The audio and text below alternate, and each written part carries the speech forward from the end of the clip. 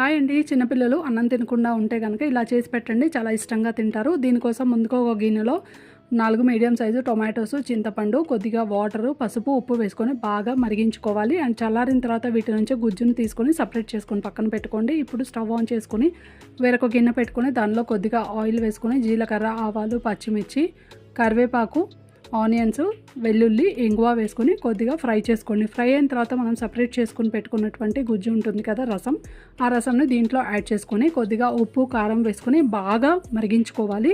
ఆ తర్వాత దీనిలో ఏంటంటే టేస్ట్కి ఇంకొద్దిగా ఎక్కువ ఉండడానికి బెల్లం కూడా యాడ్ చేసుకోండి. అండ్ ఫైనల్గా ఏంటంటే కొత్తిమీరతో గార్నిష్ చేసుకుంటే వేడి వేడి టొమాటో చారు అయితే రెడీ అయిపోతుంది. వేడి వేడి అన్నంలో కాస్త నెయ్యి వేసి పిల్లలకు పెట్టారనుకోండి, ఒక్క ముద్ద కూడా మిగిల్చకుండా చాలా ఫాస్ట్గా కూడా అన్నం తినేస్తారు. సో ఈ రెసిపీ మీకు నచ్చినట్లయితే తప్పకుండా వీడియోని లైక్ చేయండి, అదేవిధంగా సబ్స్క్రైబ్ చేయడం మర్చిపోకండి.